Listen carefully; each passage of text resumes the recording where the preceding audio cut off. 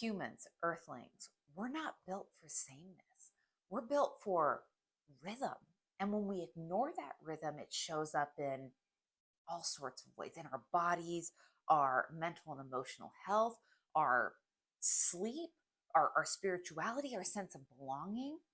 You are not a machine with a consistent output setting. You're a biological creature, an earthling built over hundreds of thousands of years in direct relationship with the seasons. But somewhere along the way, we lost this instruction manual for how to be human. We replace sunlight with fluorescent bulbs and seasonal eating with whatever's flown into the grocery store. Now, I don't want to discount the gifts that have come along with some of those things, but we can bridge these modern conveniences with our natural biology. There is something extremely powerful that happens when we remember that we are seasonal creatures and start living like it. When we remember that we are not separate from nature, we're an expression of it. Think about what I just said there. The same cycles that move through the earth move through us. And I'm telling you this from deep personal experience. Learning to live seasonally will drastically benefit you as an earthling on a mental, emotional, physical, and spiritual level. You will move through life easier. Seasonal living is the practice of gently aligning your rhythms. So your food, your movement, your rest, your social energy, your creative output, your inner work with what the natural world is doing around you. That's it. That's all it is. And you don't have to do it perfectly or 100% of the time. I went on a trip this past January, and on my trip, I stayed up most nights later than I normally would have in the winter. And I even ate ice cream at times, which isn't a winter food I normally have. My point is, you don't need to corner yourself into rigidity. It's more about moving towards simply mimicking what the world around you is doing. And that's what this episode is about, because doing this has the potential to make a real impact on your overall well being as an earthling. Living seasonally isn't a new idea. It's not new. It's actually one of the oldest natural ideas in human history. It's just one that we kind of forgot. Every major ancient civilization organized life around these seasons. Our ancestors understood the importance of this deeply, which you can see evidence of everywhere. There is the Celtic wheel of the year marking the seasons turning points. Then you have Ayurvedic medicine, which is over 5,000 years old and has built an entire health system around seasonal eating, seasonal sleeping, and cleansing. Traditional Chinese medicine did the same thing. Each season governed specific organs, specific emotions, specific energetic qualities. You weren't expected to feel the same way in every season. We've spent decades treating our bodies like machines built for sameness, and fighting these natural cycles is exactly what leaves us feeling so deeply exhausted. But the beautiful part is, remembering our natural rhythm doesn't require a massive, stressful life overhaul. Here is exactly how we can start gently merging with the spring season right now. First, I want to be very clear that living seasonally is not another optimization hack. It's not another thing to add to your to-do list. It's just a remembering. Your body already knows how to do this. All you're doing is mimicking what you see happening around you. This video is being released on the spring equinox. We are officially out of winter. The daffodils around me didn't violently shoot up out of the ground now that it's spring. They didn't do that. The trees don't go from no leaves to having full leaves overnight. There is this slow transition into each season.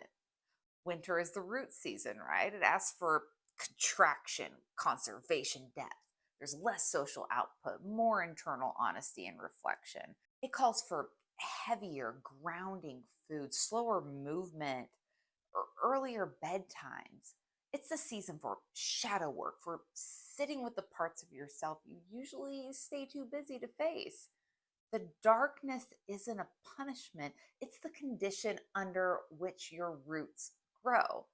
Nothing that blooms in the spring, skip this part, I'll tell you that right now. But we don't want to do this year round. Not at all. That would probably be too intense or even depressing. So nature moves us into the spring, but it doesn't do it as an explosion. It's an emergence, an unfolding. Equinox is equal light and equal dark. The equinox is a balancing point, not a starting gun. So if I'm watching what the earth actually does, I am seeing the soil soften, seeds germinate underground before a shoot actually breaks the surface. The birds return before the trees are have full leaf. Energy rises before the full warmth arrives. Spring asks for gentle outward movement that slowly increases as we move towards summer. We can start testing new ideas rather than launching them. We can lighten our food, open our windows, reach back out to people after a long winter quiet. But it's not full bloom. It's the becoming visible season, and it's really tender. So, like, frost can rehappen, right? Not every seed germinates. This season asks for self trust in small increments, not like a grand declaration. So start here. Start with awareness first. Begin to notice what your body is actually asking for in each season rather than what your calendar or your to do list is demanding. And this is not about avoiding your responsibilities or quitting your job, which I address in another video. When you feel the pull to slow down in November, that's not failure, that's wisdom. When you feel the desire to emerge in March, it's not random, that's biology. Awareness also means paying attention to what is happening in nature around you. Can you notice the days getting longer? The birds getting louder? Nature is shifting in many ways around you. Can you notice what those ways are? Try eating with the season. I love doing this. Just do it as much as you can. Not perfectly. Just maybe a little more directionally. In spring, that means welcoming greens, lighter proteins, foods that feel refreshing. Farmers markets become a living compass for me, which is why I love them so much. What do your local markets carry each season? Copy them. What's abundant right now is often what your body wants right now. Let your movement shift.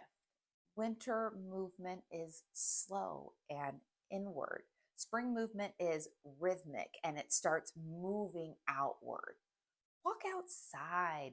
Let the changing light hit your body. We evolved under the sun and we are deeply connected to it, which I have an entire other episode about. By doing this, you are telling your nervous system through light and sensation that the season has shifted and it's safe to begin emerging. Let your social energy shift too. Don't force winter introversion to become spring extroversion overnight. Just start reaching out a little more. That's what I do. A text, a walk with someone, I don't know, coffee meetup. The outward movement begins small and it grows naturally. The same way a tree doesn't go from bare branches to full canopy in a week. You see what I'm doing? I'm just copying what the natural world around me is doing. Adjust your inner work accordingly. If you spent your winter like me excavating and doing the difficult internal work of the shadow and truth and uncovering, then spring is not the season to keep digging indefinitely. Spring asks you to integrate what you found, what I have found, to live it, to let it change the way you move through your days rather than continuing to analyze it endlessly. That's not productive. I am very passionate about this topic because doing this has truly changed my life over the years. I can tell you from experience that when we move with these cycles, our mental health grounds itself, our anxiety softens, our nervous system relaxes. We become more spiritually centered because we stop feeling so fragmented since we are finally moving with the current of the river rather than swimming frantically upstream. If you are wanting to learn more about this, make sure you hit the subscribe as I will be releasing other videos about this very topic. Your body, your earthling avatar, is literally begging for you to just let it sink back with the earth. And seasonal living is the ultimate permission slip. Have a good week.